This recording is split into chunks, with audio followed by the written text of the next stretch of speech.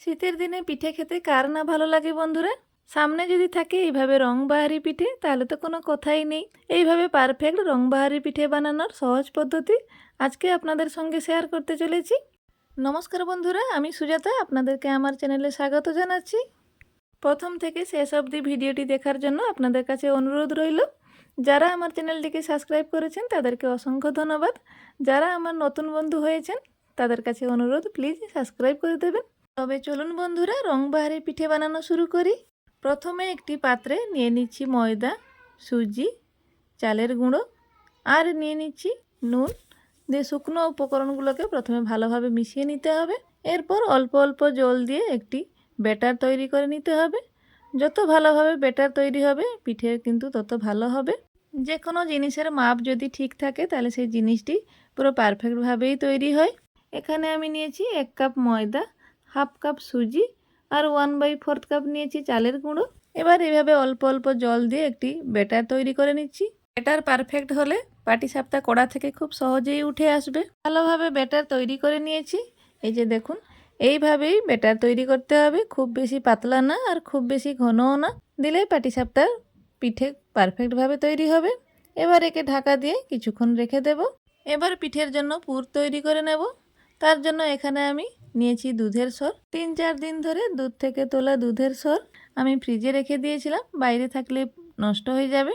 এবার এতে দিচ্ছি আগে থেকে ভিজানো 2 চামচ বাসমতি চাল, দিলে স্বাদ খুব ভালো আসে। এবার একসঙ্গে একে বেটে নিব। এবার একটি কড়াইতে দুধ গরম করতে বসিয়ে দিয়েছি। দুধকে ভালোভাবে ফুটিয়ে নিতে হবে। এখানে আমি 500 মিলিলিটার গরুর দুধ নিয়েছি, আপনারা চাইলে গুঁড়ো দুধও ইউজ করতে পারেন। দেখুন ভালোভাবে ফুটে উঠেছে। দুধকে ফুটিয়ে ঘন করে নিতে হবে, দিলে পুরের স্বাদ খুব ভালো আসবে।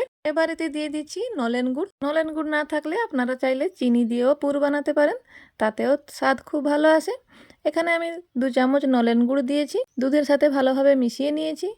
এবার এতে দিয়ে দিচ্ছি নারকেল কোড়া। একটা নারকেলকে ফাটিয়ে আমি কুড়ে নিয়েছি, দিয়ে আবারও দুধের সাথে ভালোভাবে মিশিয়ে নিচ্ছি। এবার সর আর চালের বাটা দিয়ে সমস্ত উপকরণগুলোকে মিশিয়ে নিয়ে মিডিয়াম আঁচে পুর তৈরি করে নিতে হবে। খুব বেশি পাতলা হবে না আর খুব বেশি ঘন হবে না, থকথকে পুর তৈরি করতে হবে। দিলে পাটিসাপটা খেতে খুব ভালো লাগে। উপর থেকে দিয়ে দিচ্ছি এলাচের গুঁড়ো, দিয়ে পুরের সাথে ভালোভাবে মিশিয়ে নিচ্ছি। দেখুন এইভাবে থকথকে পুর হলে পাটিসাপটা খেতে খুব ভালো লাগবে। পুর রেডি হয়ে গেছে, এবার একে রেখে দিচ্ছি। এবার ব্যাটারের ঢাকনা খুলে একটি আলাদা পাত্রে 3 থেকে 4 চামচের মতন ব্যাটার তুলে নিচ্ছি রঙিন পাটিসাপটা বানানোর জন্য। এবার এতে দিয়ে দিচ্ছি ফুড কালার, দিয়ে ব্যাটারের সাথে ভালোভাবে মিশিয়ে নিচ্ছি। খুব ভালোভাবে মিশানো হয়ে এসছে। এবার একটি ছোট্ট বোতলের খাপিতে ফুটো করে নিয়েছি। এবার মিশানো ব্যাটারকে এর মধ্যে ঢেলে দিলাম। এবার কড়াইকে হালকা গরম করে এভাবে গোল গোল জিলেপির মতন পেঁচিয়ে নিতে হবে। এর উপরে পাটিসাপটার ব্যাটার ছড়িয়ে দিয়ে গোল করে নিতে হবে। লো আঁচে 2 থেকে 3 মিনিটের মতন পিঠেকে রাখতে হবে। পিঠের সাইডগুলো যখন কড়াই ছেড়ে দিবে এই অবস্থাতেই দিয়ে দিতে হবে পুর। এখানে আমি 2 চামচ পুর দিয়েছি। বেশি করে পুর দিলে পিঠে পুরো ফুলা ফুলা থাকবে, দেখতে ভালো লাগবে আর খেতেও ভালো লাগবে। এবার হালকা হাতে একে উল্টে নিতে হবে। কত দারুণ দেখতে হয়েছে দেখুন বন্ধুরা। এবার এইভাবে আরেকটি পিঠে করে আপনাদের দেখাচ্ছি। প্রথমে এইভাবে জিলেপির মতন গোল করে নিয়ে এবার ব্যাটারকে ছড়িয়ে দিয়ে কিছুক্ষণ রাখতে হবে। খুব ভালোভাবে হালকা আঁচেই পিঠে তৈরি হয়ে যাবে, একটাও পিঠে কড়াইতে আটকে যাবে না। পিঠে খুব নরম হবে আর খুব সহজেই কড়াই ছেড়ে দিবে। এই একই প্রসেসে বেশ কয়েকটি পিঠে আমি তৈরি করে নিয়েছি। দেখুন বন্ধুরা কত দারুণ দেখতে হয়েছে, কত লোভনীয় হয়েছে পিঠেগুলো। যে কেউ দেখলেই পিঠে খেতে ইচ্ছে করবে। এবার আরেকটি পাত্রে সেইভাবে কিছু ব্যাটার তুলে নিয়ে আরেকটি ফুড কালার দিয়ে দিচ্ছি। এবার আরেকটি ডিজাইনে পিঠে তৈরি করে আপনাদেরকে দেখাবো। সেই একই প্রসেসে কালারকে ব্যাটারের সাথে গুলিয়ে নিয়ে বোতলে ঢেলে দিলাম। এবার কড়াই হালকা গরম হয়ে গেছে। এবার প্রথমে বড় করে একটা গোল করে নিলাম, তারপর ভিতরে এভাবে ছোট ছোট বুটির মতন বসিয়ে দিলাম। একবার এই প্রসেস দেখে নিলে যে কেউ চাইলেই পিঠে তৈরি করে নিতে পারবে। এবার একই প্রসেসে এর উপরে পাটিসাপটার ব্যাটার ছড়িয়ে দিয়ে এভাবে গোল করে নিতে হবে। এবার হালকা আঁচে কিছুক্ষণ কড়াইতে রাখলে পিঠের সাইডগুলো কড়াই ছেড়ে দিবে। তারপর দিয়ে দিতে হবে পুর। এরপর হালকা হাতে একে উল্টে উল্টে নিতে হবে।